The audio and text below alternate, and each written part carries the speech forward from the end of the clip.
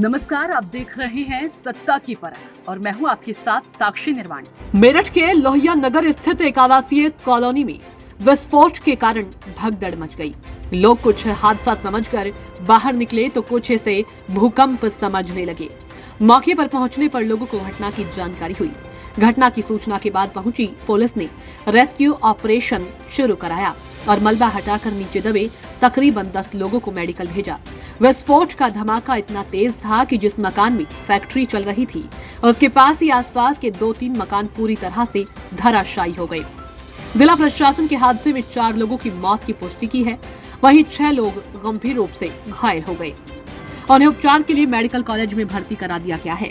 DM सहित कई magistrate, police के आला अफसर तथा कई थानों की फोर्स मौके पर पहुंची।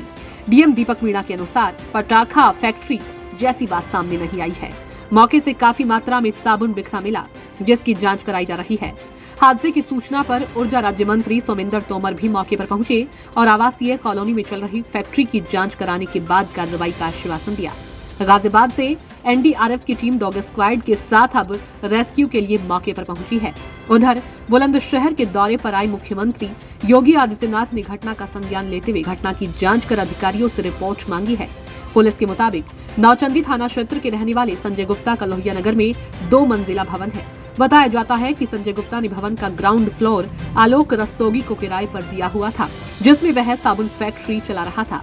कुछ दिन पहले ही भवन का फर्स्ट फ्लोर जागृति बिहार निवासी गौरव भाटिया ने प्लास्टिक पार्ट की फैक्ट्री लगाने के लिए किराए पर लिया था। क्षेत्रवासियों के मुताबिक सुबह 7 बजे के करीब तेज धमाके के साथ यह बिल्डिंग धराशायी हो गई। धमाका इतना जबरदस्त था कि आसपास की कई बिल्डिंगों में दरारें भी आ गई। वहीं निकट स्थित एक दूसरी बिल्डिंग की पहली मंजिल की छत भी गिर गई। जिस मकान में फैक्ट्री संचालित थी उसी के पास एक स्कूल भी संचालित था। सुबह की घटना होने के चलते स्कूल खुलने की तैयारी में था, कोई बच्चा स्कूल में नहीं था। विस्फोट स्कूल के समय से पहले हुआ, अन्यथा बड़ा नुकसान भी हो सकता था। विस्फोट से 3 मकान गिरने के साथ दूर दराज के मकान भी हिल गए। जिला प्रशासन पर कई सवाल खड़े हो रहे हैं कि घनी आबादी और इंटर कॉलेज के पास इतनी बड़ी केमिकल फैक्ट्री बिना अनुमति के कैसे चल रही थी।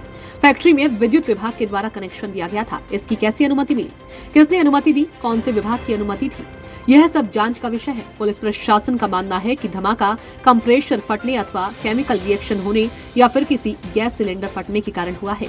इसकी जांच कराई जा रही है। वहीं एटीएस भी मौके पर पहुंचकर जांच कर रही है, जबकि फैक्ट्री के आसपास रहने वाले लोगों का कहना है कि इस फैक्ट्री में ऊपर के हिस्से में साबुन बनाई जा रही थी, जबकि दूसरी मंजिल पर भारी मात्रा में पटाखे भी मिले हैं। वहीं नीचे के हिस्से में एक परिवार भी रह रहा था, लेकिन उस परिवार का कोई अता पता नहीं है। फायर ब्रिगेड के दर्जन भर गाड़ियां पानी डालकर धमाके की संभावना को समाप्त कर रही है।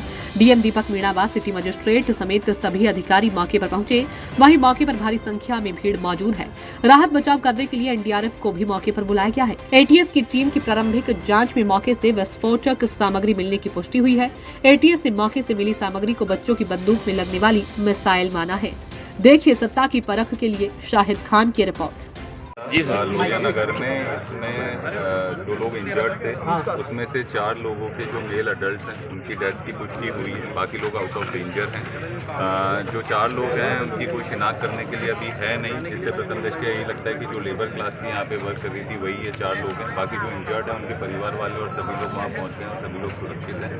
4 लोग सारे 18 साल से ऊपर के हैं और ओनर से और बाकी लोगों से बात करके उनकी शिनाख्त कर दी है, जैसे कि आगे की सूचना। डीएम साहब, हादसे का कारण क्या रहा है? नहीं, हादसे का कारण जैसे मैंने आप लोगों को बताया था, यहाँ सोप बनाने की फैक्ट्री और मशीनरी और बाकी के मटेरियल यूज हो रहे हैं। तो प्राइमा फैसा ही वो मशीनरी में फॉल्ट की वजह से या कोई केमिकल के रिएक्शन की वजह से हुआ है, ये हम लोग एग्जैक्टली आपको बाद में ही बता पाएंगे। पर मेनली कहीं ना कहीं किसी सोप बनाने को लेकर और मशीनरी को यूज़ करते हुए इसका एक रिलेशन है, जिसकी वजह से क्या कर रहे हैं बार-बार आगे कर रहे हैं। 8 लोग घायल हुए, 4 लोग की मौत हो गई। फैक्ट्री चल रही थी अवैध तरीके से, साबुन उसमें रखा था, उसमें केमिकल रखे थे। क्या कहना है इस पर? क्या ये दुखद घटना है।